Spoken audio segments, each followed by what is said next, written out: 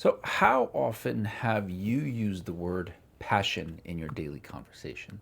Or how often have you seen somebody out there and said that, oh, that's a passionate person, or like they're really passionate about what they do? You say the word, we use the word, and part of this channel is to challenge conventions, and you might be using it wrong. So in this video, I'm going to unravel the word passion so that hopefully we could think differently about it and use it in its appropriate sense, because very likely it doesn't mean what you think it does.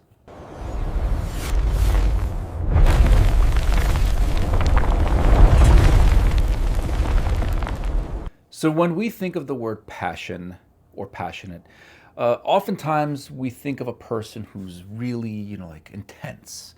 They're really into what we're doing, into what they're doing, and it's just almost like this really high energy thing.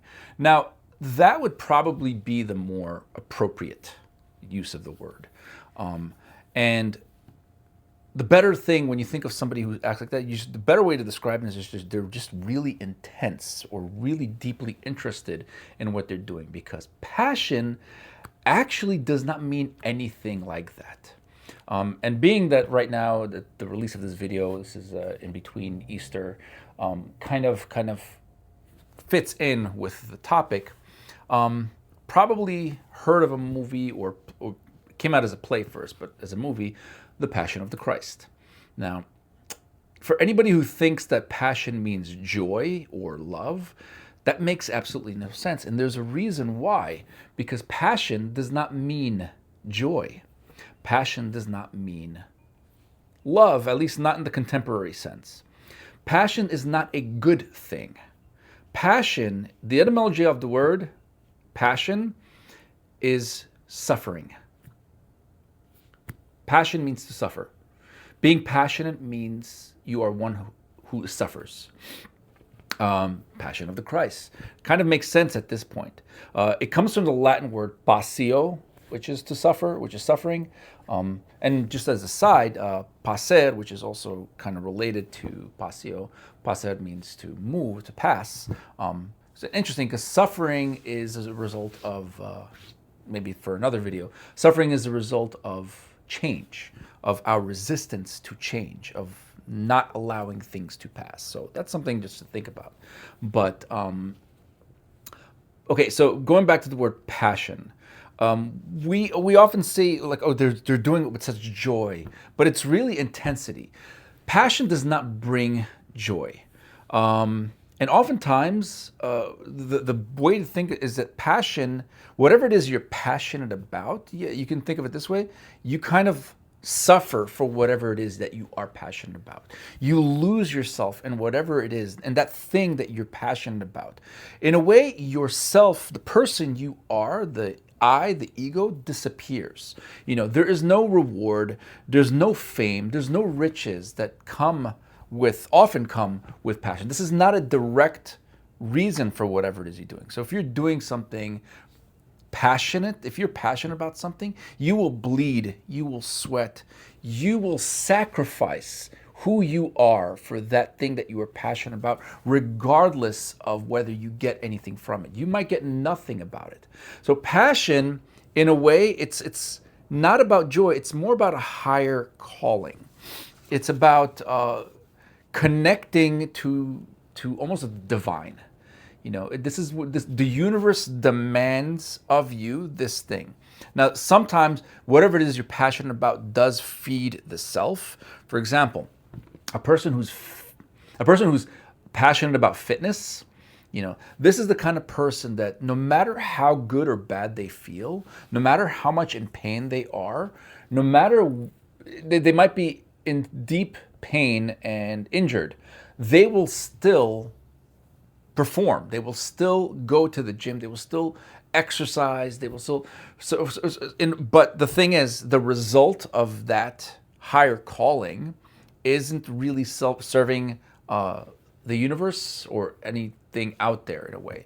Now, there's another talk about that, how in a way everything we do is serving the universe, even if it is for the self.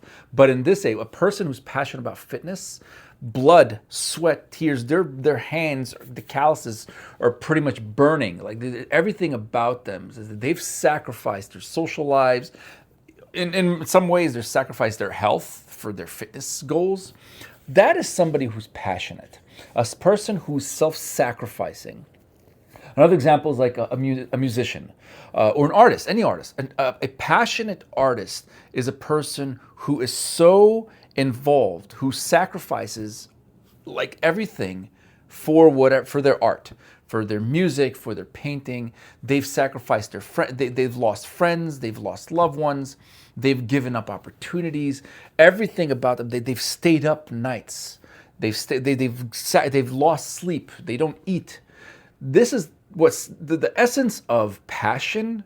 They don't get joy from it. It's just they're called to do it, even if it hurts. So I think about some people say like, oh, when they're looking for a partner, for example, I want somebody who's passionate. What I really think they mean is they want somebody who has high energy and high intensity, because we're attracted to that adrenaline rush. We want that excitement, but do we really want somebody who's passionate? Because what that means is that a passionate person means they're willing to sacrifice themselves for whatever it is they're sacrificing. I think it might come as a surprise when they don't find you to be the source, the focal point of their passion. They're not going to sacrifice themselves for you, which kind of might be the problem. And we're thinking that we want to be the other person's sole attention. That's probably another video, but we might not want somebody who's passionate. Maybe we want somebody who has the capacity to sacrifice themselves. Maybe that's what we're talking about. They have the capacity to go beyond who they are. That's what passion comes down to. It's being passionate about something. It's no longer about you. You kind of, again, going back to that higher calling, you are now thinking about the world, about the universe. You're giving something back. And I think that kind of, when you're looking for somebody, a partner, and I got a sidetracked, looking for somebody who has the capacity to do that, who's not so self-serving. Again, going back to the fitness situation, you can be passionate but still be self-serving. But thinking about the channel, words, I was recently reminded by a good friend of mine that words are spells. Now, if you watch the channel, I am very particular and very thoughtful, and I try very hard to remind myself that words are vessels of psychic spiritual energy, and they're very important. We have to make sure that we're using them properly. So in a sense, yeah, they are spells. They contain a idea or an energy that we're holding on to. So when we're using the word like passion, and it is not appropriately used, because again, if we associate passion with joy, we're misattributing what it really means, because we're like mixing up the energies. So and the purpose of the channel is really to just challenge and unravel these ideas. So what I'm trying to do in this talk, in this video, is to help you think more about the word that you use, but specifically this word passion. So next time you think of something or see somebody and you come up, oh wow, passion, they're so passionate. Think of, this is not a good thing. This is somebody who's suffering for what they're doing. Yeah, do you have moments of where you feel joy doing the things you're passionate about? Sure. Yeah, do you have moments of pleasure? Yes, but that's a byproduct. That's like a bonus. Oftentimes the things we're passionate about, no, they're not joyful. They're not pleasant. But it comes from something bigger than us, something greater, almost to the point where we lose ourselves. It's a higher calling. So that's my unravel of this concept of the word passion and just the idea of passion. Let me know your thoughts in the comments, what you think, if you have other ideas or thoughts, or if you agree or disagree, whatever. This is where we unravel things. But thank you very much for joining me on this Unravel, and I look forward to providing you more concept unravelings in the future. So stay tuned.